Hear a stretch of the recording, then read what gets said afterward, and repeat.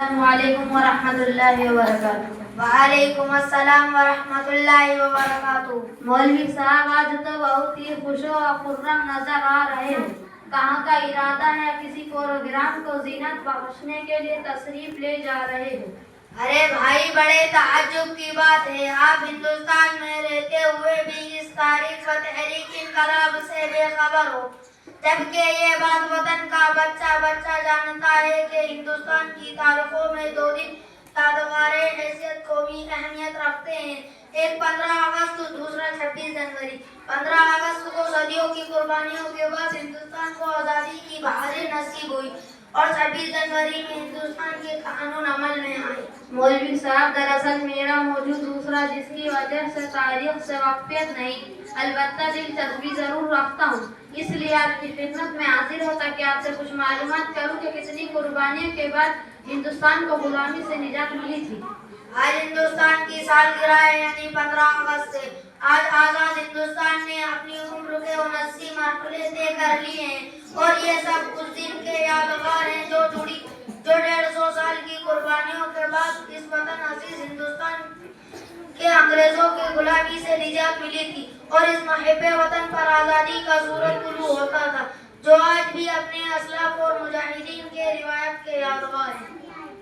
مولوی صاحب، یہی سوال ایک مدت تک مجھے بھی ستا رہا تھا، چونکہ تاریخ سے تھوڑی دلچسپی رکھتا ہوں، اور پھر ہمارا ملک جو 150 سال کا غلامی کی زنجیروں میں جکڑا ہوا تھا، ہندوستانی محب وطن سے خون سے رنگا رنگ ہونے کے بعد اس ملک کو آزادی حاصل ہوئی، تو کیا مولوی صاحب اس جنگ آزادی میں مسلمانوں نے بھی کوئی ایسا کردار ادا کیا ہے جس کو تاریخ حیثیت حاصل ہو؟ حقیقت تو یہ ہے، اس ملک کی اگر حالات سنانے لگے تو پتھر بھی آنسو بہانے لگے۔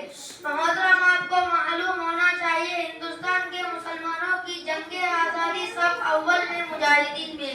مسلمان بنیادی جنگ سے لے کر آزادی کی صبح تک اپنا امتیازی کردار جاری رکھا۔ چمن کے ذرے ذرے کو پلایا ہے لہو ہم نے، چمن کے ذرے ذرے کو پلایا ہے لہو ہم نے، گلوں کی بات کہی خاروں کو بھی پیاسا نہیں چھوڑا، اور انگریزوں کے ہندوستان سے جنازہ نکال کر ہی دم لیا۔ ہم نے اس ملک کے چپے چپے پر اپنا خون دینا آزادی حاصل کی، یہ ملک ہمارے خون سے سینچا ہوا۔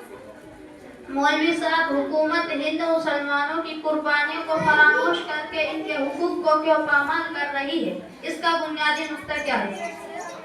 ملک جب آزاد ہوا تو ہمارے معماران وطن اور آئین کو ترتیب دینے والے دانشوروں نے اس بات کا خاص طور سے اہتمام کیا تھا کہ ہندوستان ایک ایسا سیکولر ملک ہے جس میں سب کے ساتھ مساوی اور منصفانہ سلوک ہے، اور ہر مذہب کو آزادی ہوئی۔ لیکن افسوس، آپسی اختلافات کی وجہ سے ہندوستان پر کچھ لوگوں کا قبضہ ہو گیا تھا جن کے ملک کی آزادی میں کوئی کردار نہیں۔ ملک کی کرسی اقتدار پر بیٹھے لکیر کے فقیر، ملک کی کرسی اقتدار پر بیٹھے لکیر کے فقیر تعصب پرست افراد نے RSS کی تکمیل میں مدد کر کے پورے ملک کو بگاڑا اور انکسار کی دہلیز پر کھڑا کر دیا، جس سے پورے ملک کی سالمیت کو بڑا خطرہ پیدا ہو گیا۔ یاد رکھو، کل ہم نے ملک ملت کے لیے اور ملک کی آزادی کے لیے پھانسی کا بندہ چوما تھا، اور آج ہم ملک کے بنیادی دستور و قانون و انصاف اور جمہوریت بقا و تحفظ کے لیے اپنی جان کی بازی لگانے کے لیے تیار اور ڈنکے کی چوٹ اعلان کرتے ہیں کہ ملک کی سیکولر کردار اور آئین تبدیل نہیں ہونے دیں گے۔ مولوی صاحب، واقعے میں آپ نے دودھ کا دودھ اور پانی کا پانی الگ کر دیا۔ خیر خبر کے لیے اتنا ہی کافی۔ السلام علیکم ورحمۃ اللہ وبرکاتہ۔